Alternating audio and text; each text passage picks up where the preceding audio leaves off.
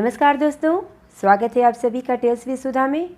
अगर आपने अभी तक मेरे चैनल को सब्सक्राइब नहीं किया है तो प्लीज़ इसे आज ही सब्सक्राइब करें और साथ ही बेल आइकन भी प्रेस करें, जिससे मेरे आने वाले वीडियोस के नोटिफिकेशन आपको मिलते रहें। कहानीकार मालती जोशी की एक और रचना आज मैं आपके सामने प्रस्तुत करने वाली हूँ।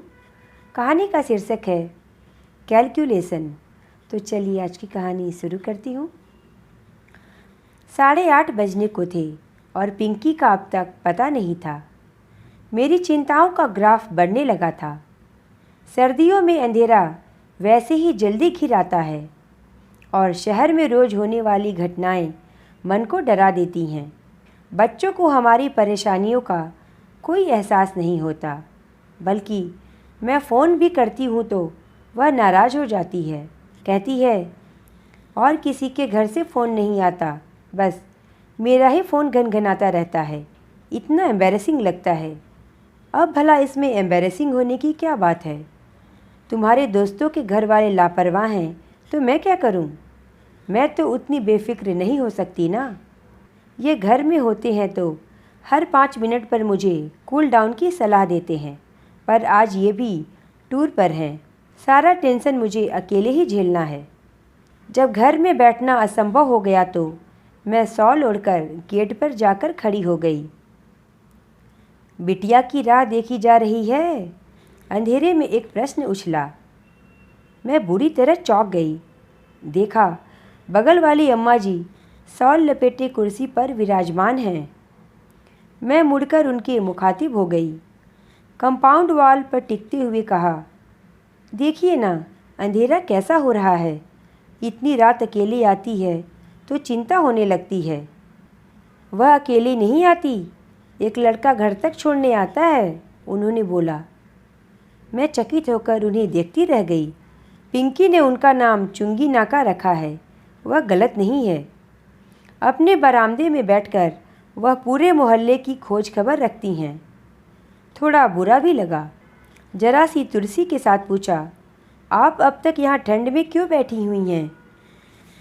अरे बेटा अभी अभी दफ्तर से लौटा है, उसका चाय नाश्ता हो जाने दो, फिर भीतर जाऊंगी, उन्होंने कहा। मतलब? मैंने पूछा। अरे मुझे देखेगा तो पास बिठा लेगा, मेरे हाल चाल पूछेगा, दफ्तर की बातें बताएगा। बहू को यह सब अच्छा नहीं लगता।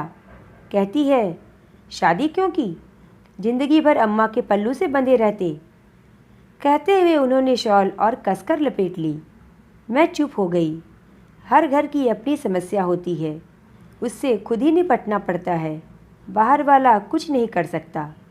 इस समय तो मैं अपनी ही चिंता से ग्रस्त थी, दूसरों की मदद क्या करती।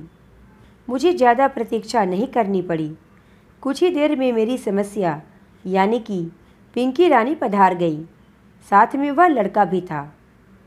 पिंकी बाहर से ही चिल्लाई, ममा वहाँ ठंड में क्या कर रही हो?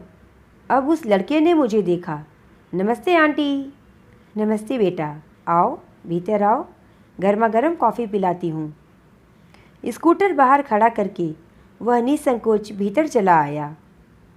रोज़ तो बाहर से ही चले जाते हो, आज पकड़ाई में आए हो, मैंने कहा। प्रियंका ने कभी बुलाया ही नहीं, मैं तो रोज़ आ जाऊँगा। मैंने फटाफट कॉफ़ी बनाई, सूखे नाश्ते के साथ सर्व की और कॉफ़ी पीते हुए उसे ढेर सारी बातें पूछ डाली। जब वो चला गया तो मैंने जैसे अपने आप से कहा, लड़का अच्छा है ना? कहीं तुम इसके साथ मेरा गठजोड़ा करने की तो नहीं सोच रही हो? एक ही बैठक में उसके ख़ानदान की सारी हिस्ट्री ज्योग्राफी पता कर ली, इसीलिए पूछ रही हूँ, पिंकी ने कहा। तो हर्ज क्या है? मैंने बोला। No mummy, he is just a friend. Coaching तक ले जाने के लिए ठीक है, पर शादी के कतई लायक नहीं है। इतने मीडियोकर पर्सन से शादी की बात तो मैं सोच भी नहीं सकती। कैट की तैयारी कर रहा है, सो क्या ऐसे ही? मैंने कहा। पता है मम्मी, यह उसका तीसरा अटेम्प्ट है।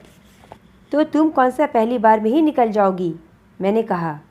तुमसे तो बात करना ही बेकार है, उसने तुनक कर कहा और कपड़े बदलने चली गई। इन लड़कियों को समझना सचमुच बहुत मुश्किल है। पिछले साल तक सुनील नाम के एक लड़के से अच्छी खासी दोस्ती थी। दोनों ने टेबल टेनिस में कॉलेज को कई बार रिप्रेजेंट किया था। फिर एकाएक उसका आना बंद हो गया। मैंने पिंकी से पूछा तो वह बोली, जनाब खेल खेल में लाइफ पार्टनर बनने के सपने देखने लगे थे। हाउ रविश। एक लड़का था रजत, 2-3 नाटकों में दोनों ने साथ में काम किया था। लड़का सुंदर था, संपन्न भी। मुझे तो सुशील भी लगता था।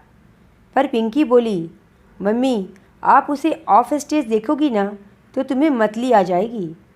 फिर उसके साथ काम क्यों करती हो? मैंने पूछा। Because he is a fine actor. कल को बॉलीवुड में जाकर बड़ा स्टार बन गया तो? मैंने कहा। नो चांस मम्मी, वह तो बस लोकल हीरो है। वहाँ तो ऐसे सैकड़ों मारे मारे फिरते हैं, कोई घास नहीं डालता। मैंने सुना है लड़कियाँ उस पर जान छिड़कती हैं।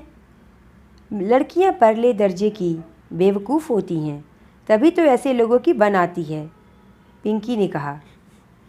कई बार मेरा पूछने का मन होता कि लाडो, तेरी नज़र में कोई मिस्टर परफेक्ट है भी? उस दिन कॉलेज से लौटते ही बोली, मम्मी थोड़ा विटामिन एम स्प्रेयर करो, पार्लर जाना है। क्यों, कॉलेज में कोई फंक्शन है क्या?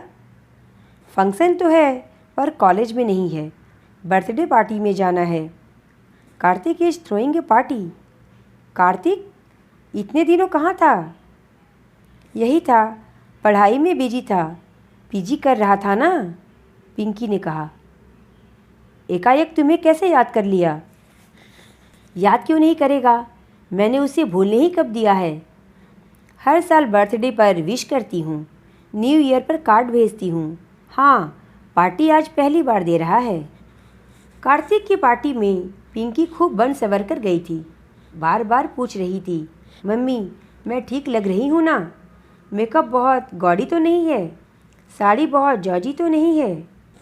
वह सचमुच बहुत प्यारी लग रही थी।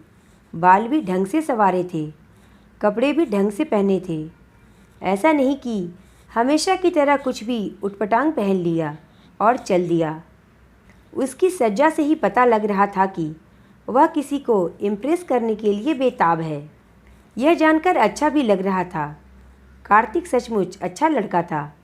बहुत अरसे पहले वे लोग हमारे पड़ोसी थे। उसकी बहन कीर्ति पिंकी की क्लास में थी। माता पिता दोनों डॉक्टर थे, अक्सर बिजी रहते थे। कीर्ति का अधिकांश समय हमारे यहाँ ही गुजरता था। फिर मोहल्ले बदल गए, पर एक ही क्लास में होने के कारण कीर्ति और पिंकी की दोस्ती बनी रही। हायर सेकेंडरी के बाद वह भी भाई की तरह मेडिकल में चली गई। आना जाना कम क्या, एक तरह से बंद ही हो गया। यह तो आज पता चला कि पिंकी उन लोगों के, खासकर कार्तिक के बराबर संपर्क में है। अच्छा लगा। जाते समय मैंने उसे ढेर सारी हिदायतें दीं। जल्दी लौटना, ऑटो में अकेले मत आना, किसी भरोसेमंद आदमी की कार में ही बैठना। उसे अच्छा तो नहीं लग रहा था, पर चुपचाप सुनती रही। आखिर उसके पापा को ही दया आ गई। झल्लाकर बोले, अब बस भी करो, लड़की अब बच्ची नहीं रही, खासी बड़ी हो गई है। इस बात को तुम कब समझोगी? बच्ची नहीं रही, बड़ी हो गई है, इसीलिए तो इतनी फिक्र हो रही है। पर ये बातें पुरुषों के दिमाग में कभी नहीं आती। फिक्र करने का जिम्मा जैसे माँ ने ही ले रखा है। रात को वह लौटी थी तो काफ़ी थकी थकी सी लग रही थी। मुझे आश्चर्य नहीं हुआ। जानती हूँ, आजकल की पार्टियों में सिर्फ खाना पीना थोड़े ही होता है। डांस के नाम पर अच्छी खासी हुड़दंग लीला होती है। शोर इतना कि कानों के पर्दे फट जाएं। कैसी रही पार्टी? मैंने पूछा। ठीक ही थी, उसने बेरुखी से कहा और सोने चली गई। अब मुझे ताज्जुब हुआ। और कोई दिन होता तो मुझे पूछने की ज़रूरत नहीं पड़ती, वह आते ही शुरू हो जाती। यह भी भूल जाती कि आधी रात हो रही है और मम्मी, जो उसके लिए अब तक जाग रही थी, सोना चाहेगी। पर आज तो उसे बात करना भी मुहाल लग रहा था। जाते समय जो उत्साह फूट रहा था, उसका लेश मात्र भी अब बाकी नहीं था। सुबह चाय के समय उसके पापा ने पार्टी के बारे में पूछा तो वह बोली, पापा, पार्टी तो शानदार होनी ही थी। उसने अपनी एंगेजमेंट जो अनाउंस करनी थी, पिंकी ने कहा। अरे वाह, किससे शादी कर रहा है? मैंने पूछा। अपनी बैचमेट से। दोनों ने साथ ही पीजी किया है। इसका मतलब है घर में डॉक्टरों की एक पूरी फौज तैनात है। तब तो उसके नर्सिंग होम का भी एक्सटेंशन होगा। बिल्कुल होगा। अब वह केवल मैटरनिटी होम नहीं रहेगा, वहाँ बड़ी से बड़ी सर्जरी होगी। इसीलिए तो उस बॉर्डम से शादी कर रहा है। अगर उसे पीजी में एडमिशन नहीं मिलता तो उसे लिफ्ट थोड़े ही देता, किसी और को पटा लेता। पिंकी का स्वर अत्यंत कसैला हो गया था। अंकल आंटी भी तो उसकी डिग्री पर ही रिझे हैं। नहीं तो कार्तिक के सामने तो वह लड़की कुछ भी नहीं है। It is a business deal, all in all. और फिर उसका स्वर एकदम तरल हो आया। पापा, आजकल लोग नाप तौल कर ही प्यार करने लगे हैं ना। उसके स्वर का गीलापन मुझे भीतर तक भिगो गया। मन हुआ उसे गले से लगाकर सांत्वना दूं। कहूँ कि लाडो, इसमें कार्तिक का क्या दोष है? अपना नफ़ा नुकसान देखना तो जमाने का चलन है। तुम भी तो इस इल्ज़ाम से बरी नहीं हो। वैसे भी टूटकर प्रेम करने वाली पीढ़ी अब कहाँ रही? वे लोग तो कब के इतिहास बन गए। तो यह थी कहानी कैलकुलेशन।